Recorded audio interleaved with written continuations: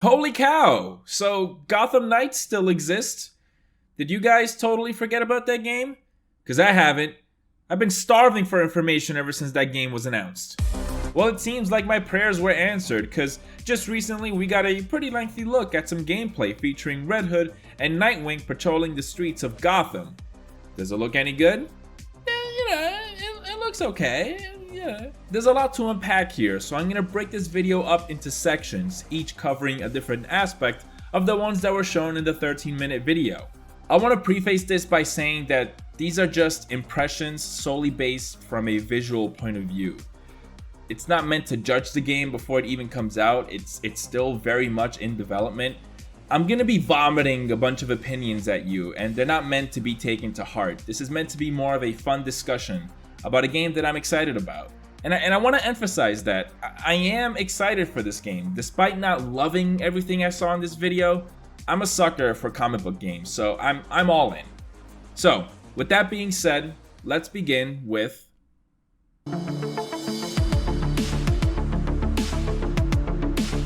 I'm just gonna get ahead of it. It's gonna be impossible to not draw comparisons to the Arkham games. Yes, I know it's not Rocksteady, but still, WB Montreal did develop Arkham Origins. And yes, I know it's a separate universe, but the setup for this game is so similar to the way Arkham Knight ended that it should have just been in the same continuity. It also doesn't help that the combat here looks like it plays close enough to the Arkham free flow combat while looking like a lesser version. That's the general vibe I get from Gotham Knights. It doesn't look bad, but it doesn't look like a Batman game, Bat Family game that came out 7 years after Arkham Knight. Take a look back at Arkham Knight. Say what you will about that game's story and tank sections, but from a mechanical standpoint, that game is incredible. Gotham Knights doesn't look like the generational leap that it should be. The combat here doesn't look bad, but it does look kinda clunky, kinda button mashy.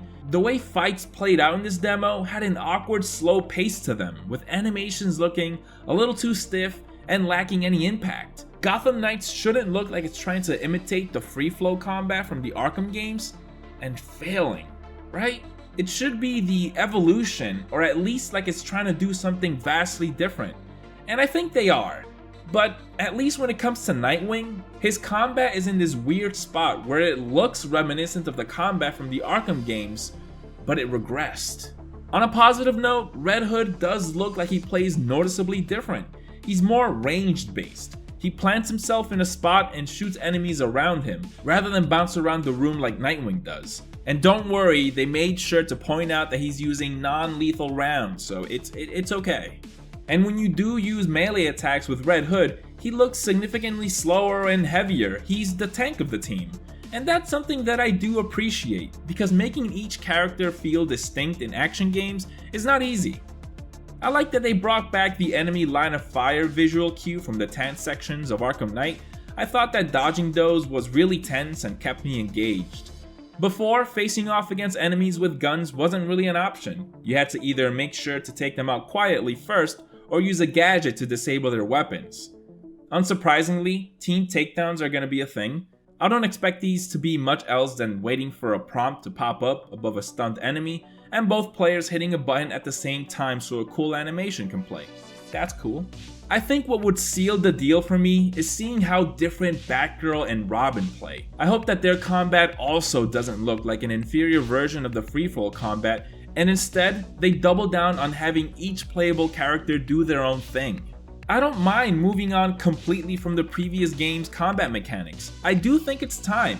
It just doesn't do the new game any favors when it kinda resembles the old one while not being as good.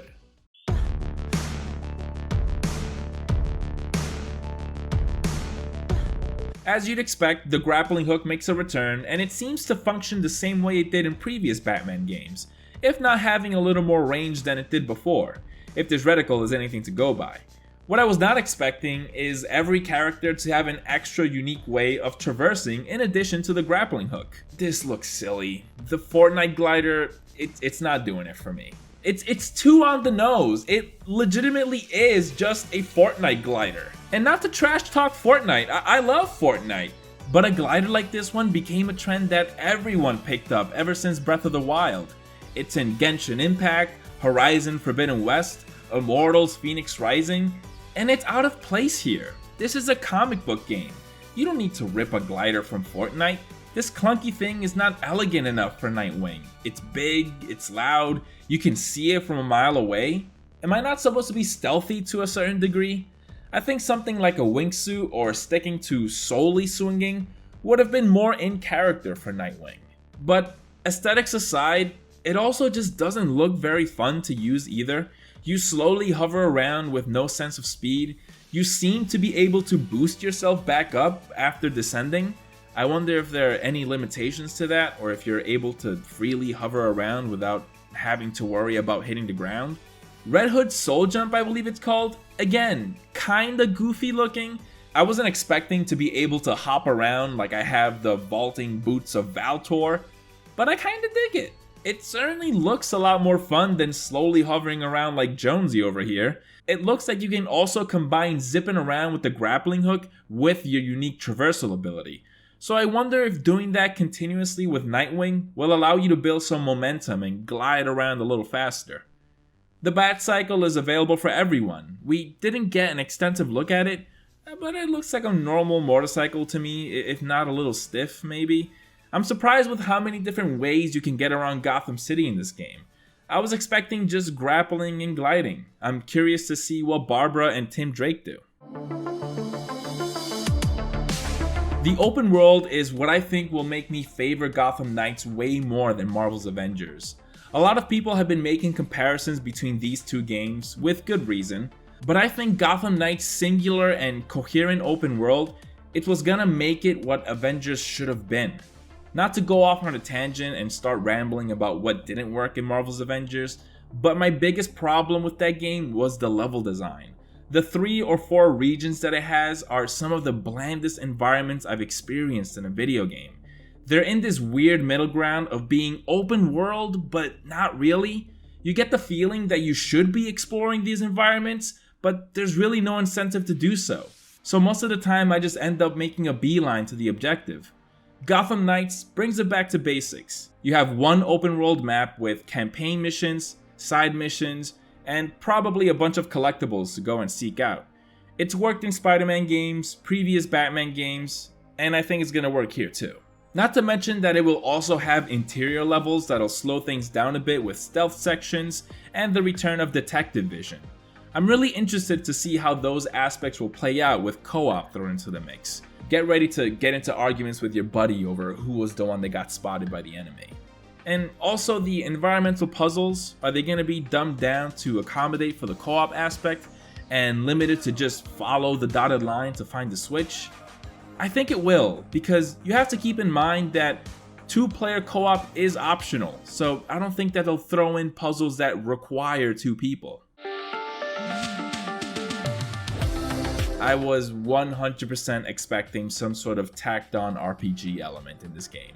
It's another one of those things that AAA modern games just can't seem to get away from. And I get it, you want to give the player something to progress, something to be constantly working towards.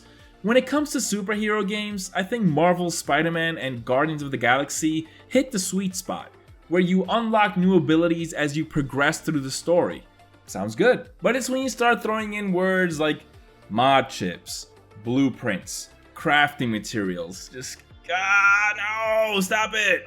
I never once cared for that kind of stuff, especially in superhero games. In a fantasy game, go nuts. Give me your iron ingots, your copper ore to make a cool new armor and sword. In a Batman game, I just want to get cool new toys every time I beat a boss or hit certain points throughout the campaign. Plain and simple. I don't care to put together the best loadout or min-maxing my gear, which mod goes best for the build that I'm going for. I'm always just gonna pick what makes the number bigger. If I see a green arrow pointing up, I'm good to go. What makes it worse are these generic ass graphics for the crafting materials. Like it's always some picture out of a science textbook, a DNA strand, a clump of cells, freaking atoms, they all just blend together. At least be a little more inventive about the crafting materials enemies drop. Let me collect 5 pocket links, 10 iPhones, and an emergency condom. Boom, new armor. Even though these RPG mechanics are not favorable, I don't think they're gonna bog down the experience the way they did for Marvel's Avengers. In that game, grinding, replaying levels, and seeking out big rare drops was part of the core gameplay loop. It doesn't look like that's gonna be the case for Gotham Knights. To me, it still looks like a simple, narrative-focused game that you can play with a buddy if you'd like. It's not about prepping for dungeons, raids, or doing your dailies. It's about getting from one mission to the next, fighting bosses along the way, unraveling a mystery, until you reach the end of the game. And the RPG elements are there if you want to look into them hardcore. At least that's what I hope. I'm still cautiously optimistic about Gotham Knights. It's always worrying when a game gets announced and it goes MIA for months and months. And when we do finally get an extensive look, a lot of people's reactions are, oh, okay, it looks okay. Ah, you did the thing. Alright, it looks fine, I guess. I don't know, let me know what you think about Gotham Knights. Who are you most excited to play as? Me, I love Dick, so my mind is set. Let me know in the comments. Don't forget to subscribe, hit the bell, follow me on everything, brush your teeth, and I'll see you guys next time.